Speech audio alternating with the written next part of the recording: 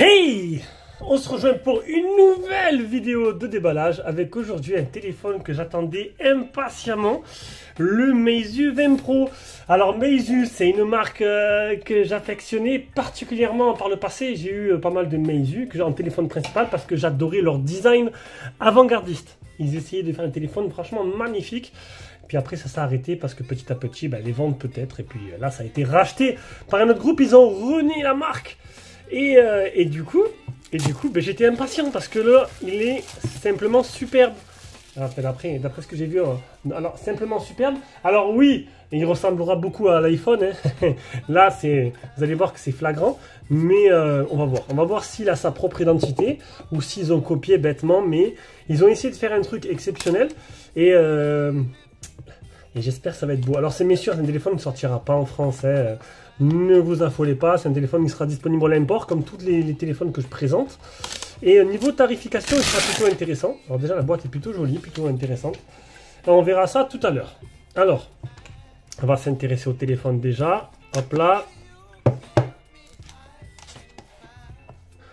Alors, niveau design.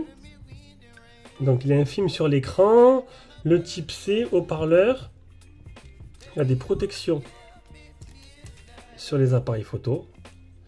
Alors oui, vous allez me dire, waouh, waouh. Alors c'est sûr, moi j'ai un peu du mal avec ces prises en main de ce téléphone qui ressemblent tous à l'iPhone. Et du coup, je sais voilà ce que ça fait d'avoir un iPhone dans les mains.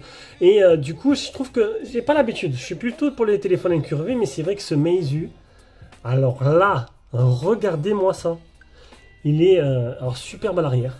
C'est 4 objectifs photo qui ressortent. Pas de gros bloc photo. Hop, sur les côtés. Donc là, il y a d'avoir un port IRC là. Bouton volume plus moins. Alors, je reste admiratif. Il y a un film sur l'écran. Alors, on va s'allumer. On va l'allumer, on va voir un peu les caractéristiques, le tarif et tout. Et bien sûr, le test arrivera après parce que là, je suis en train de faire le Oppo Find X6. Et voilà, mais c'est vrai que c'est très intéressant aussi. Alors, dans la boîte, on va y retrouver une coque. Ça, c'est très bien. Comme ça, si je le garde, pas besoin de l'acheter. Donc, le téléphone anglais-chinois. Avec mort local, vous aurez déjà sur les applications en français. Ça, c'est sûr. Maintenant, il faut voir s'il reste pas un peu de français dedans. Parce que oui, avant, tu avais le français sur les Meizu. Ah, ça fait quand même gros. Hein. Alors, le téléphone, vous allez voir, il a des caractéristiques très excellentes. Hein. Et par contre, voilà, c'est vrai que la prise en main, là... j'adhère pas trop. Je préfère la prise en main du X6 en fait. Je sais pas, ces designs là iPhone, mais pour ceux qui ont des iPhones, ils ont l'habitude hein, d'avoir ce design là, mais moi après bon tu vas me dire c'est normal, j'ai pas l'habitude, j'ai plutôt l'habitude des téléphones qui sont écran incurvé, comme mon Reno 9 Pro Plus qui est très fin. Alors voici l'interface. Alors, est-ce qu'ils ont... qu'est-ce qu'ils ont mis? Est-ce qu'ils ont créé une interface de toute pièce exprès pour Meizu? Alors déjà, c'est un truc de... Les bords sont extrêmement fins. Alors peut-être mettre un peu de... Oh là, c'est en chinois. Ah, je l'ai reçu en chinois. Ça va être la régalade là. Alors, j'ai mis les animations. J'essaie de trouver les paramètres. Je sais pas. Je sais pas où aller. Alors, là, paramètres.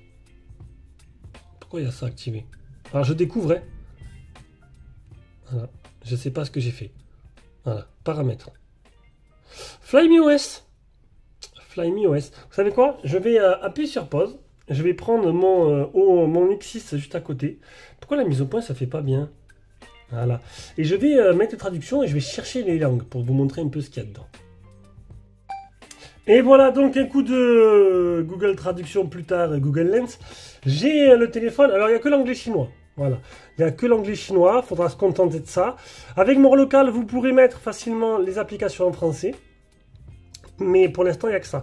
Donc on va changer le fond d'écran parce que, excusez-moi, je trouve les bordures tellement fines que j'ai envie de voir ce que ça donne. Attends, je me suis trompé. Alors je découvre, alors oui, je répète, je découvre le téléphone en même temps que vous. Ça évitera d'avoir des commentaires un peu... Enfin, regardez pas la chaîne si ça vous plaît pas. Voilà, c'est ma façon. Alors, regardez, les bordures. C'est fin. C'est fin. Franchement, c'est optimisé, c'est super fin. Pour l'instant, donc là, je suis sur de l'anglais total. C'est vrai que il est beau. Il est très beau. Là, je mettrai le petit Dynamic Spot là, hein, que j'ai acheté, qui marche plutôt bien. Voilà. Et après, ben, t'as un iPhone dans les mains. Non, il est beau. Il est très beau. Alors, on va s'intéresser aux caractéristiques. Les caractéristiques de la bête, on va le mettre comme ça, histoire que vous pouvez le looker un peu mieux. Alors, on n'a pas fini peut-être l'intérieur de la boîte. Alors, à l'intérieur de la boîte, on a un chargeur, de la lecture, et le câble de rechargement. Voilà. Alors, c'est bien parce qu'ils ont mis quand même le chargeur. Hein. Maintenant, on sait qu'il y a beaucoup de téléphones, il n'y a plus de chargeur.